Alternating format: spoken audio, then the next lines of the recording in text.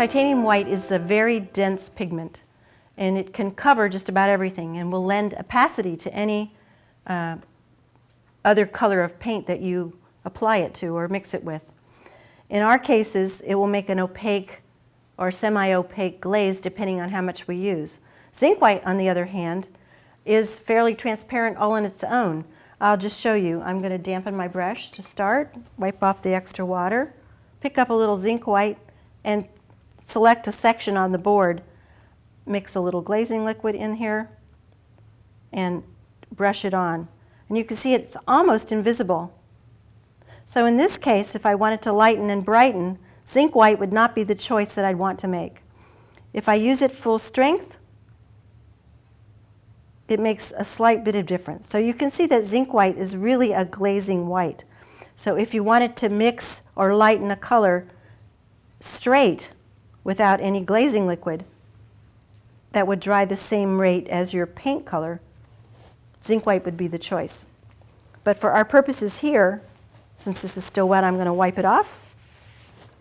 We're going to exclude the zinc white and move on to using the titanium white and the Titan buff. Load my brush with glazing liquid, pick up titanium white, we'll see the difference between the two. Go back to this section, paint it in. Right away you can see that it lightens the blue underneath. I'm going to quickly work, get this in. Once again, that angle brush comes in handy. So I'm going to pick 3 sections and do white inside the section. And because I have that glazing liquid on, my brush mixed in with the paint goes very quickly, and I don't get a dry application. Keeps moving the paint. In fact, if you work in a very dry climate and you're having trouble with your paint not flowing onto your surface, try brushing a very thin coat of the glazing liquid on your surface, paper or canvas, before you start. You'll find your paint moves much better and your surface doesn't absorb as much paint right away.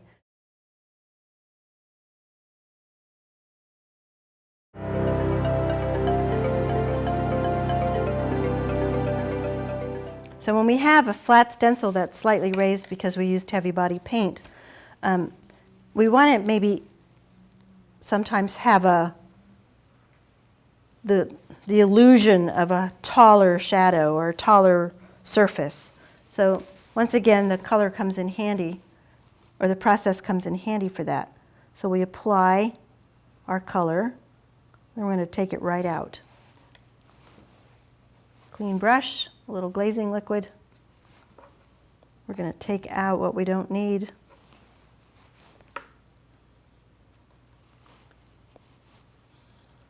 And see how effectively that works as a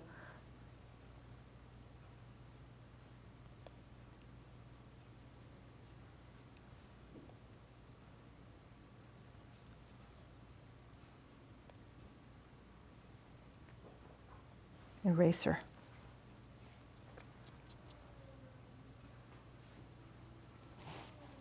Just adding the additional bit of color along the edges gives us a sense to increase the depth, the illusion of depth anyway. And we can continue to raise that slightly raised surface visually. There we go. So you should try these techniques, practicing with just simple circles until you sort of get the hang of how to get the volume.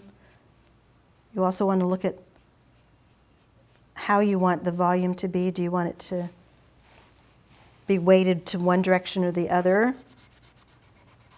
I'll show you how we can erase with a rag as well while we're at it. We can just bring that in there and soften all the way around.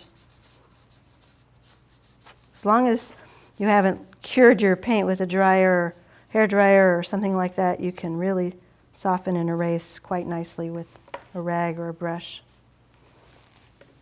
Just little touches like that can make a huge difference.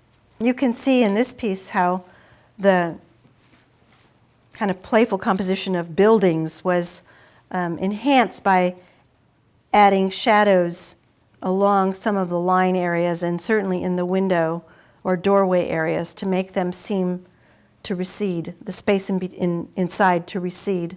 This is one of the good ways to use these deep glazes to enhance your work.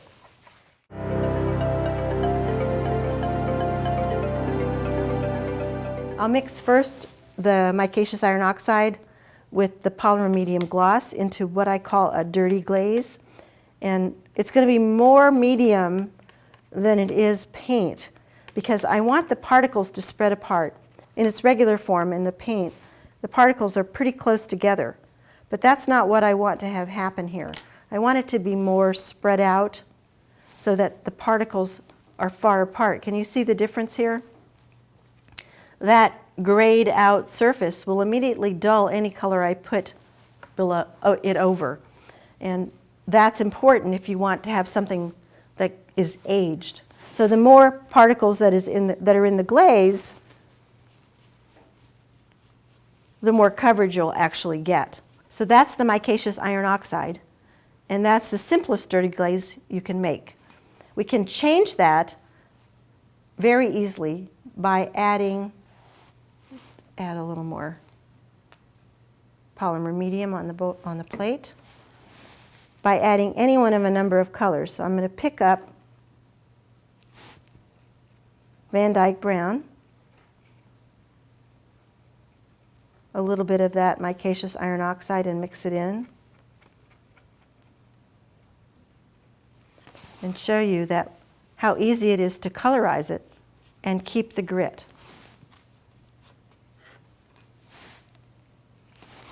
Thinner. You can see that even in the thin applications, you have that grittiness that's present.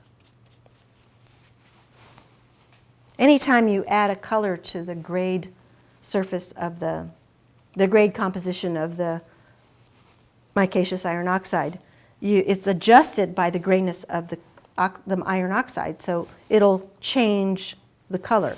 So if I add nickel azo, remember that bright yellow that we used before?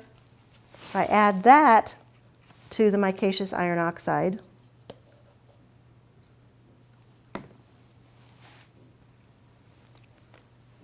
it shifts the micaceous iron oxide to a gray tone.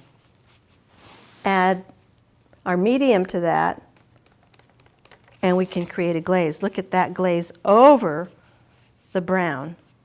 You can imagine the depth that you can create. There it is without the brown, here it is with the brown. So you can contribute all kinds of changes by just continuing to add color.